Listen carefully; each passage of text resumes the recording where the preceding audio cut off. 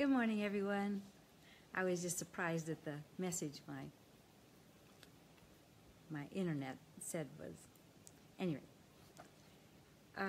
today I want to talk to you about how to use the numerology, the messages and the symbology and the numbers to represent and give you a message that is from your higher self or source or whatever you want to call it, spirit, God, your angels, the higher part of yourself.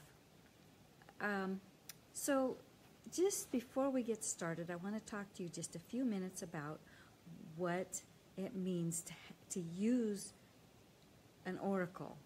Now, an oracle is not going to tell you the future, at least the intention that I have for the oracle, my use for an oracle.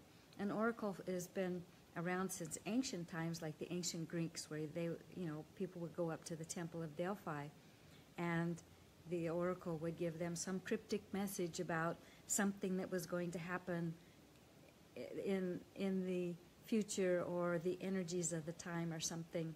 And so this whole idea of people looking for answers, looking for understanding, has been around for ages.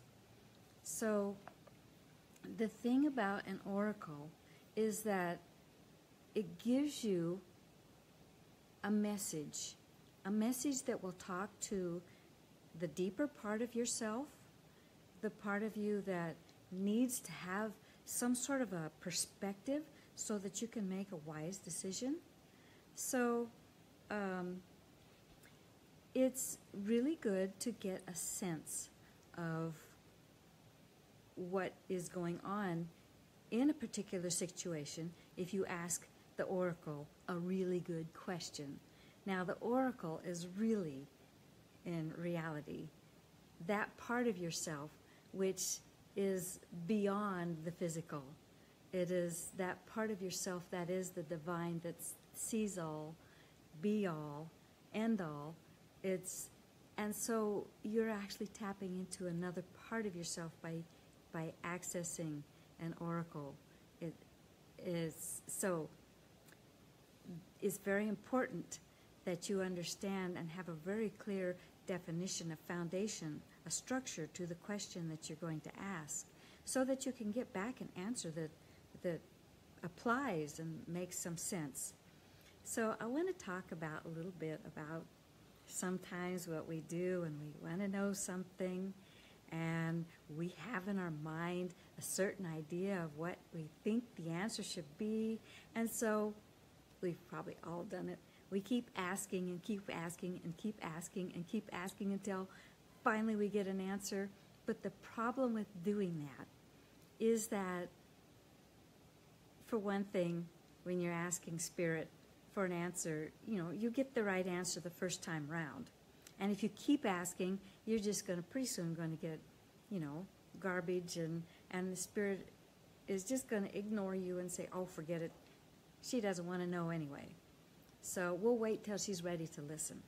So that's the other part of receiving a message from an oracle, is to be able to be open enough to receive the message. And another factor that goes into working with oracles and even just the symbology of the messages that are all around you, that are always happening all during the course of the day, is to be in a calm and more grounded place. What I've experienced, and I know other people have experienced, is when you're in the middle of something where you're all stressed out, or you're all anxious about something, and you're worried about, something bad is going to happen to you, or everything is going to come crashing down, or you're angry at somebody. It's like those strong emotions sort of like override our intuition and our ability to perceive a bigger picture. We're just so focused on that particular emotion. So if we can get out of that, take a few breaths, take some time before you actually ask for an answer, and allow yourself to sort of like cool down and kind of calm down then the message that you'll get will be much more accurate, and you'll be able to receive it a lot more easily. So the oracle offers us a way to be able to see beyond our filters. We look at everything through the filters of our beliefs and, the things that we have taken on and imprinting that we've experienced from parents and people around us from childhood. And so it takes sometimes something else to break through that filter from which we look at everything and say, oh, there's another possibility. And what if I looked at it from this particular direction? Then maybe things make more sense. Or maybe it can break that emotional roller coaster that you're on, and you can create a new path. So it's a useful tool that helps helps us to trust in a higher power, that there is someone in our higher self and our angels and spirit is all somebody's got our back, and somebody's watching out for us, and somebody is there to guide us in a way that takes us towards our highest path and purpose. Now, I mention the highest path and purpose because a lot of times we say, I want a better job, I want a better relationship, I want better health, these are some, I want more money. So we have already preconditioned the answer to a certain expectation. And when we ask a question, we're always coming from the place of what is the best next step, or what is it that I need to know that is in my highest good and the highest good of everyone else too. And sometimes that answer may not be what you want it to be, and sometimes what Spirit thinks is for your higher good is not what you think it should be. So just be forewarned that when you go asking an oracle for answers, just be open to what comes back. So I'm going to give you a few steps that will help you make asking your oracle experience a little better, go a little smoother, and hopefully to get more answers that are more accurate and apply to your situation. So the first step is to take a few deep breaths and try to get grounded and try to calm your mind. When we got too much chattering going on, it's kind of hard to hear what are the words between the words, what's the message between the words, because our little mind is going to be saying, oh, well, that doesn't make any sense, and oh, that's not what the answer I wanted, or oh, it comes up with all sorts of things, as opposed to allowing yourself to receive an insight and the blessing of the message. So just take take some deep breaths and just kind of get grounded. And then the next step is to ask for help from your spirit team or your angels or whoever you look to as your higher source, the whoever you look to who has the bigger answers. And so, God or spirit or creator, universe, source, angels, your higher self, whatever it is, ask and ask them all for guidance and for your highest good and the highest good of all. So you've kind of set the stage now. So the next step is to form a question. Now, this is very important. You don't want to just ask simple yes or no questions like, is this fellow I just met the right person for me? Or, should I take this job?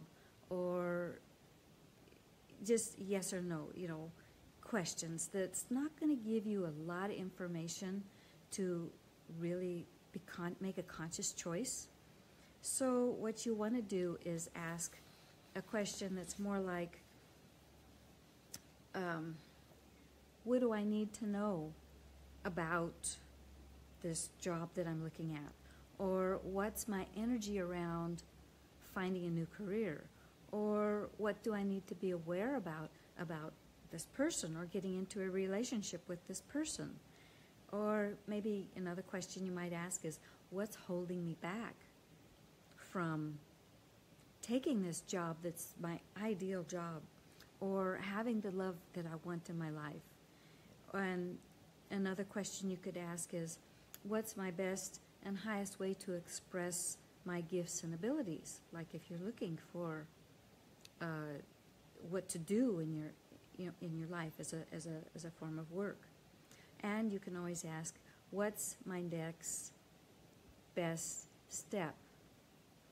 So you can see with these questions, they're open-ended, and they will allow the oracle message, in this case we're using numbers, to give you a sense, give you a view, give you some clues and some tidbits on how you can approach whatever the situation is from maybe a little different perspective, maybe a broader perspective, and then you can make better choices. Hi, Gina.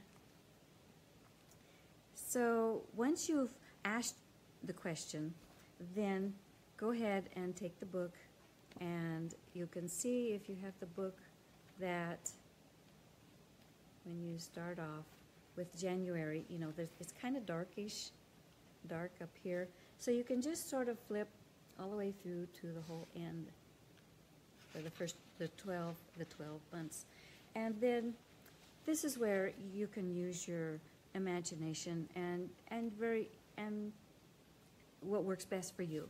But you can either just ask your question and then just open the book. Just randomly open the book.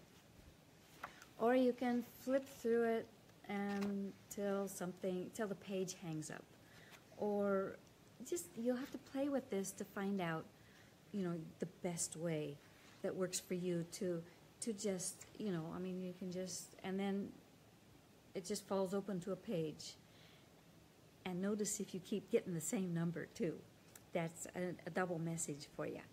And then if you want to go even further, like if there's a page that has a lot of text, you can just close your eyes and run your finger down and let it stop and say, oh, okay.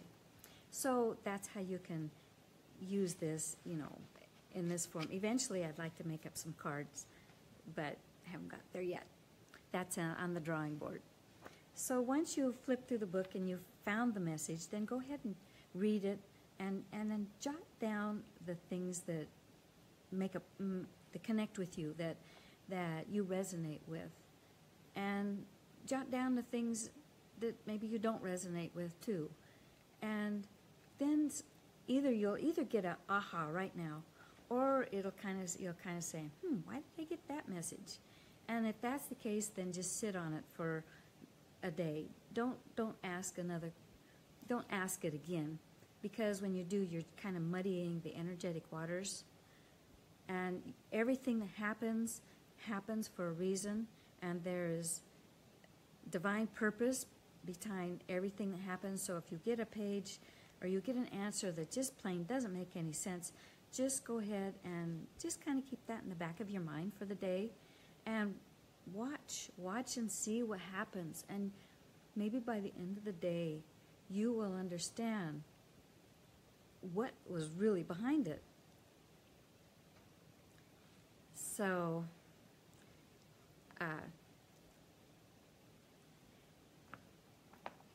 then the more you do this, the better you'll get at it. So it just takes practice and openness, and make it fun, and don't get real serious about it. Just make it lighthearted and use it as a tool to help you understand, so that you can make wise choices. So Gina says, when I use my oracle cards, I can feel the energy of the card that is the right message.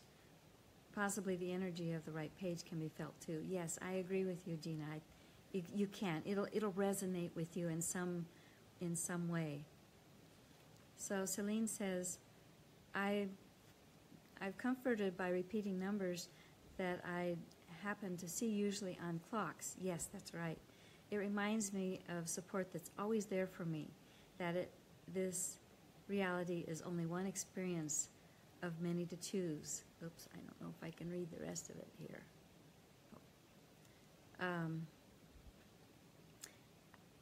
I haven't been intentional with my interaction with the numbers, so this has been wonderfully instructive.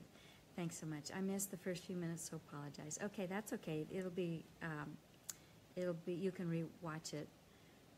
So, but yes, Celine has a really good point about repeating numbers, and I'm just talking about using the book as a oracle, but all around us are numbers, and that's why numbers. I love playing with numbers because they're all around us. I mean, they go from your driver's license to your social security number to the driver's or your license plate on your car to your address to the clocks to your odometer reading. I mean, or street signs so yes, once you start tuning into the messages that numbers have, it's kind of a simple thing. It's much simpler than working with astrology,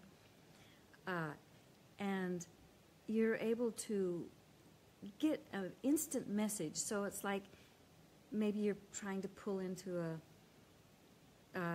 find a parking space because you have an important meeting you have to go to, and all of a sudden you see 11 or something like that, or maybe you see 333 or something like that, or you pull into this parking place that is the number 30 or the number 22 or something like that. I mean, just crazy little random things like that. And it's like, it's a little message from Spirit. The Spirit always has your back. So, yes, thank you, Celine, for bringing that up. So I have a very brave soul who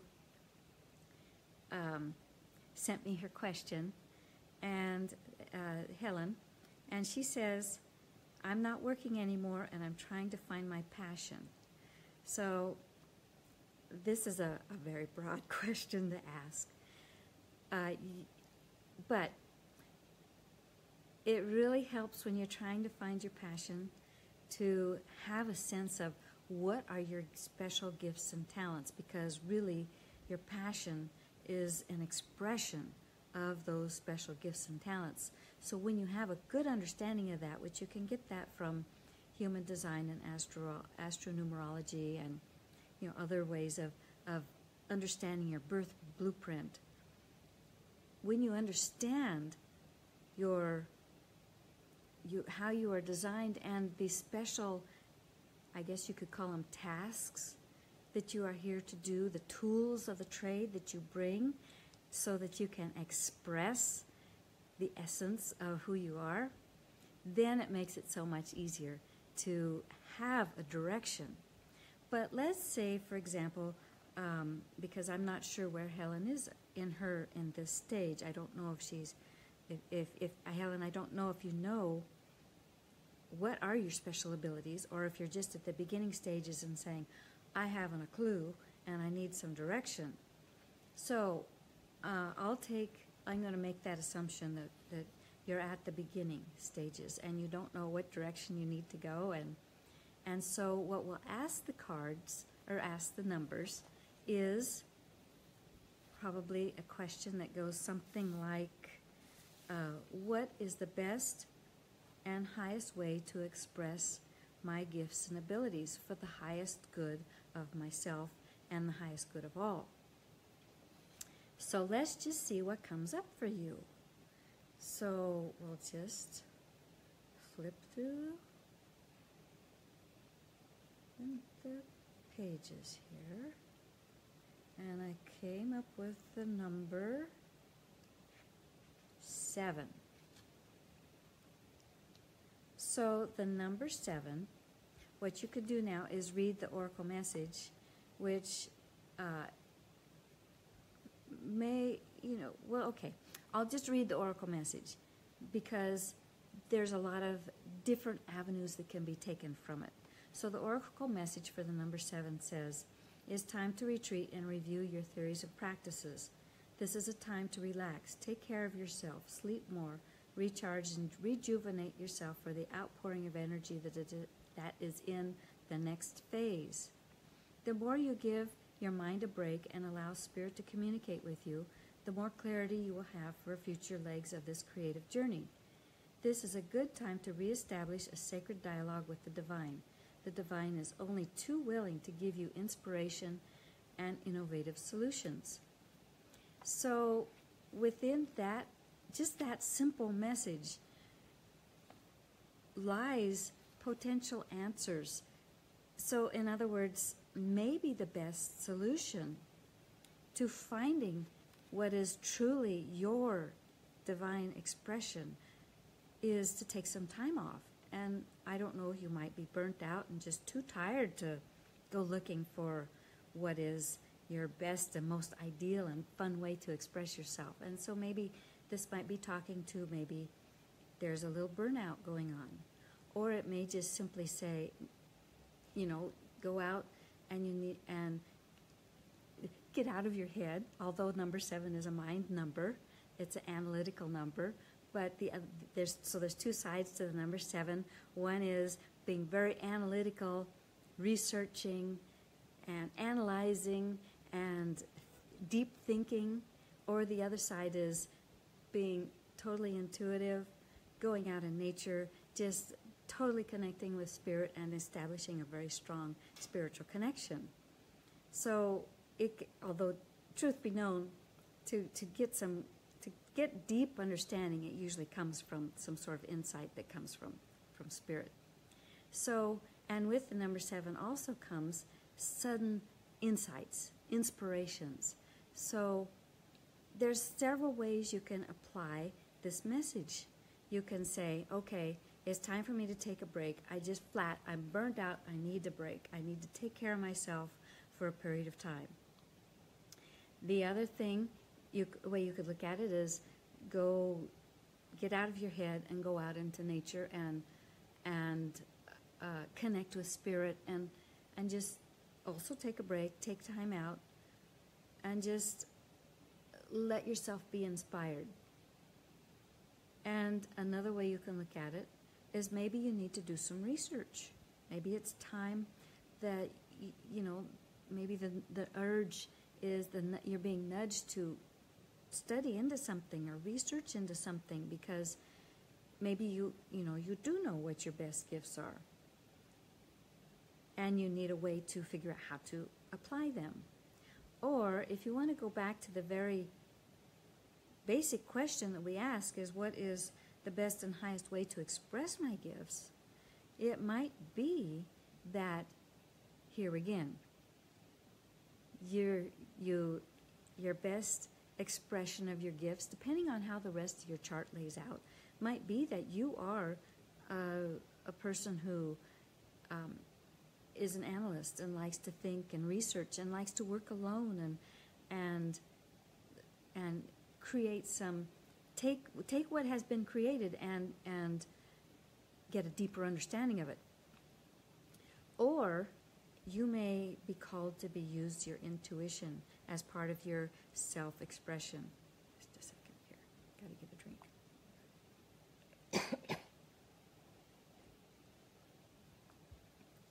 So you can see an oracle message can be clear as mud. So it takes time to let that digest. Excuse me. And let it digest and then just go through the course of the day. Watch the next 24 hours and see what messages you get outside of yourself. And so so I invite you, and then you can go ahead and look at the other energies that that relate. Oh, just a minute.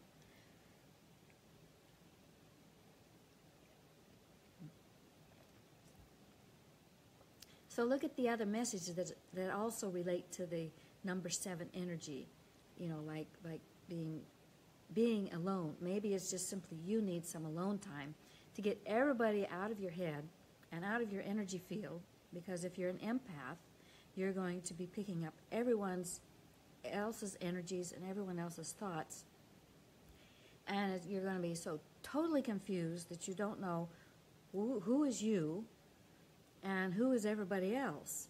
And so you may just simply need alone time to be able to sort that out. So I hope this kind of gives you a little bit of a clue, Helen, of to answer your question about where you need to go, or trying to find your passion. There are also some steps to help activate this particular number, like to go out in nature and talk to your pet if you have one. Take a bath, get a massage, do things to take care of yourself, because once you start valuing yourself and you put yourself up at the top of the pecking order, then you will be able to see more clearly what you need to know. So I'd love to hear how this resonated with you, Helen. So if you want to send me a message, that would be great.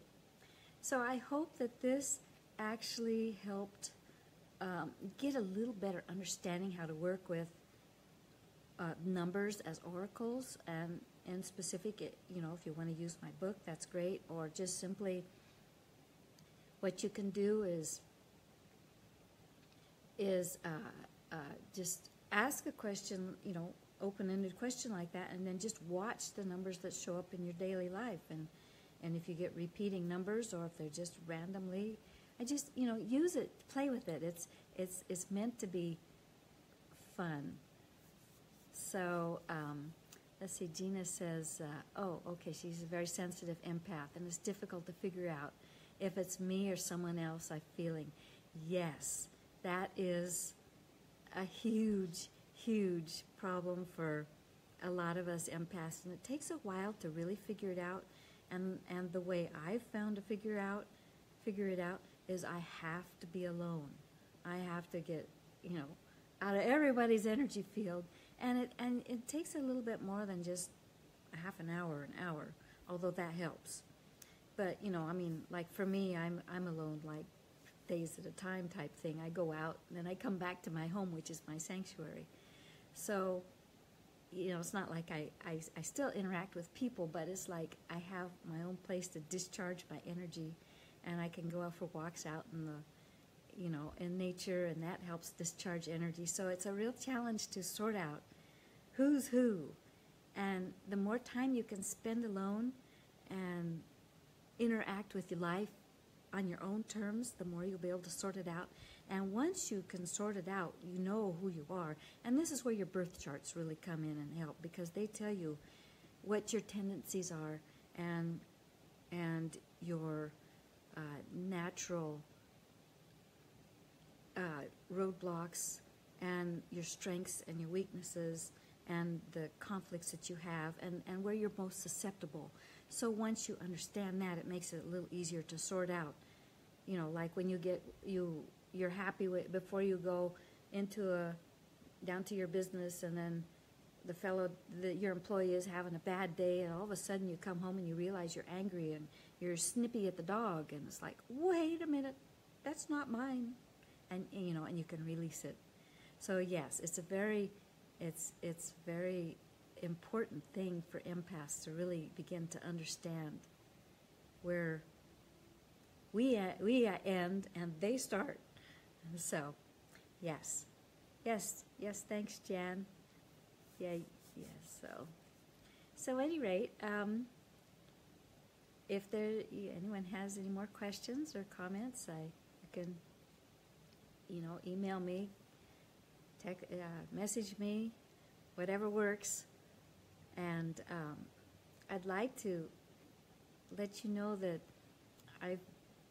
one of the next things I'm working on is a program on the messages that is in the numbers of your name. Your name has hidden powers, and it has a representation of the tools that you have to work with.